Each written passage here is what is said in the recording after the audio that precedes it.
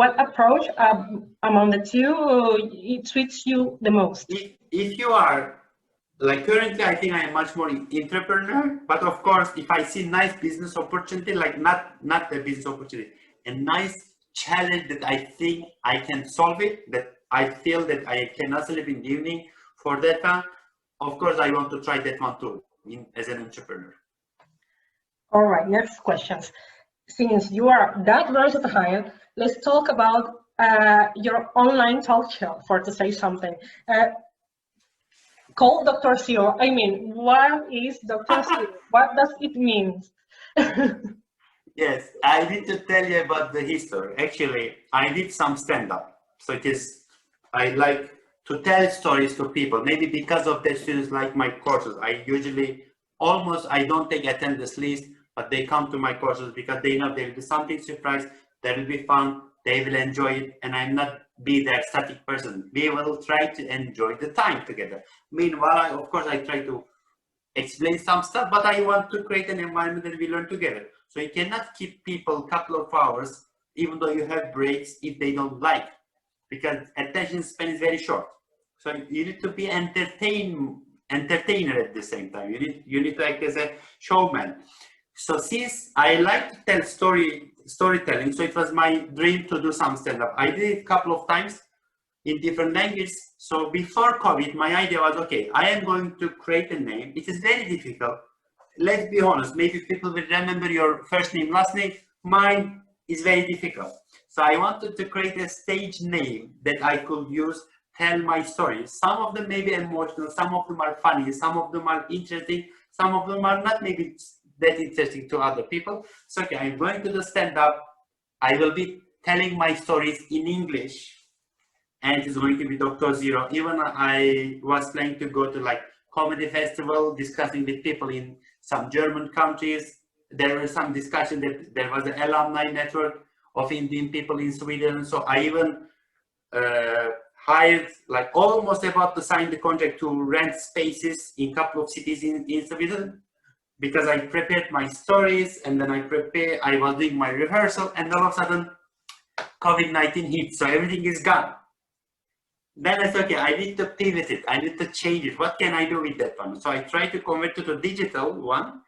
Of course, some discussions are very serious because of my background also, innovation and professional open data. But if you look at even that videos, there are some fun part in it. If you see, we are having fun, but other than that, I start to make funny videos about COVID-19 that Sweden or other leaders didn't care about it. So I was criticizing the decision that is made by the government and where people don't care about it that much. But I was also making fun of it. You can watch it. I will be glad if people search, and I am looking for more people. There's also one thing, because I usually tell it, I do these videos. Of course, if I say I don't care if nobody watches, no, I care. If I didn't care, I will make videos and I will never share. And of course, I want people to watch it. I want people to share it. But the difference is, even though nobody watches, I will share. Even though nobody watches, I will record, because I have fun. Like right now, I am having fun to talk to you, and I believe you like to have this type of show because of that you are doing. Yeah, and actually you have given me a new idea about the concept of my show right now. Instead of being called 10 questions in 10 minutes, because the 10 minutes of interview never happens, maybe it is never possible. Call it the show woman of engineering. Yes, something like this.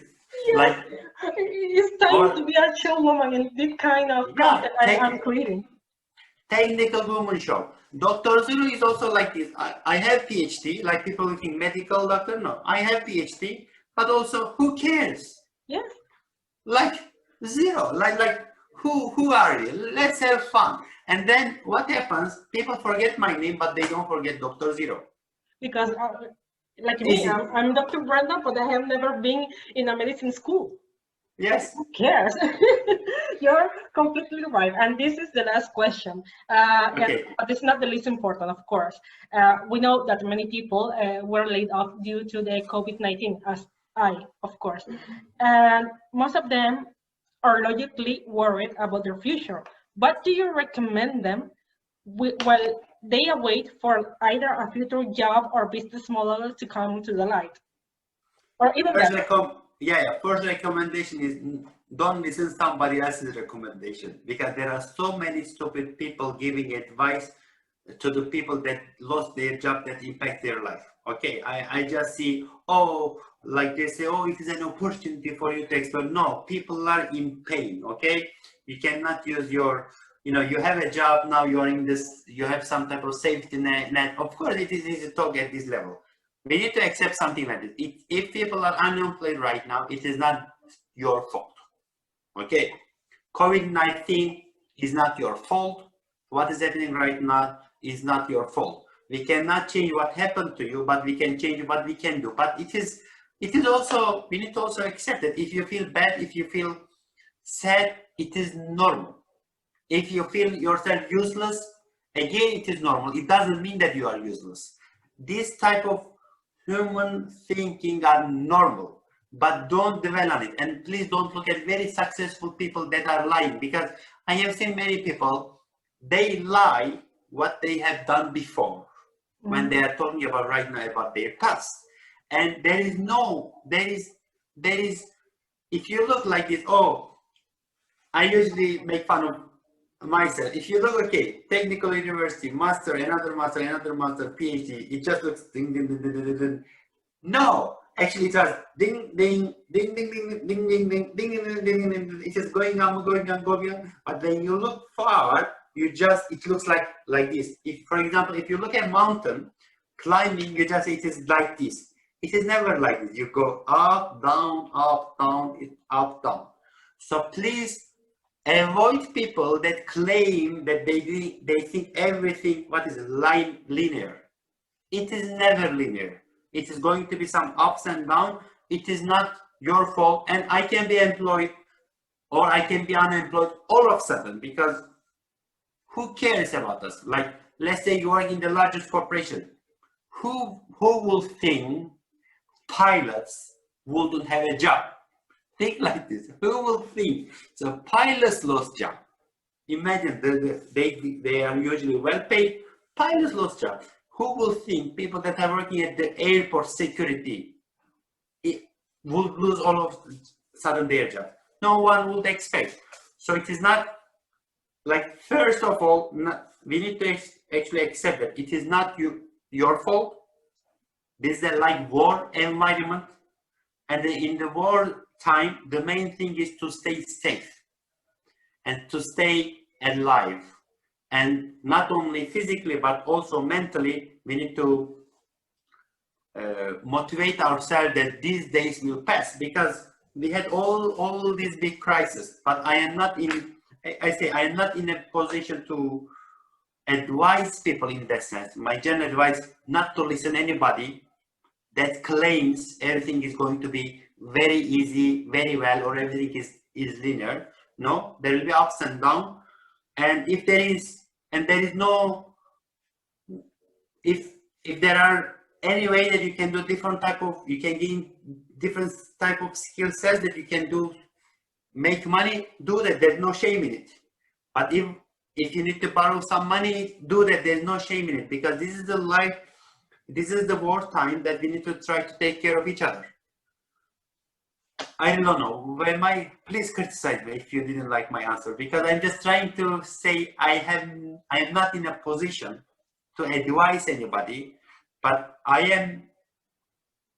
it is normal, it is abnormal situation that happens to many people, that you shouldn't take it that it is your fault.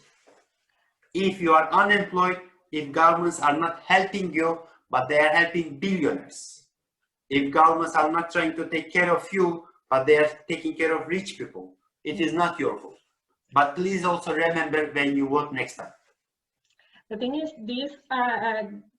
what you have said drops abruptly this argument that people that is already employed, that when they say, if you're unemployed, if you haven't gotten any other job or other one, is because you were not doing efforts enough for achieving your goals. That this COVID-19 pandemic dropped abruptly this hideous and absurd argument.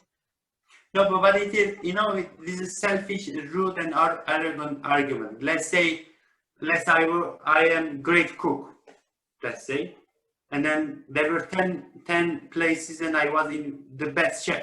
And all of a sudden, 8 restaurants closed. 8 cooks are unemployed. So they already have a cook and there's no place for me to go. And all other restaurants are also closed. Why it is my fault? Why it is my fault? But I say people, this is the, if you look at LinkedIn, once I made fun of it, like if you look at LinkedIn, nobody lost their job. Everything is fine. Everything goes very well. Everybody is successful. There were economical crises. Come on, let's be real. Let's be serious. Many people are unemployed. Can we help each other? I think it is not your responsibility, but people that are working, maybe we need to find a way how we can reach you, how we can help you. Can we provide recommendation? Companies, you just look at the companies, like they declared $1 billion, like let's say $1 million profits just 3-4 months ago. The first month of the COVID-19, they fired many people. They laid off. They start to get money. They ask support from the government. Come on. You got so much profit and you are trying to get, you just couldn't pay 1 month, like just wait, we don't know what is going to happen.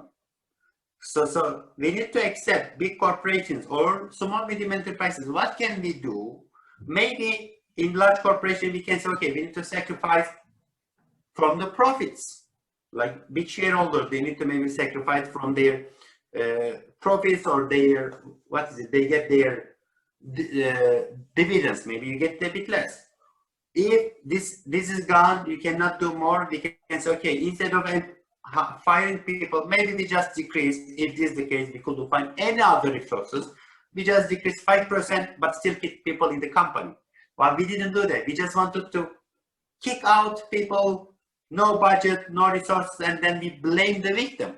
We should stop to blame the victim. The people that are unemployed are the victim of the system, and they are victim of the COVID-19. So why do we blame the victim? Thank you so much for your time for this amusing interview. It was entertaining. At the same time, we had a serious talk. I really enjoyed it. And I wish you success with your show and with the rest of your things in your life. Thank you very much. I hope we will do a real show in Spain, and then you will come and you'll be my guest. So thank you very much for inviting me. It was a pleasure to be your guest, and looking forward to see it on your channel. Thank you so much. Bye-bye.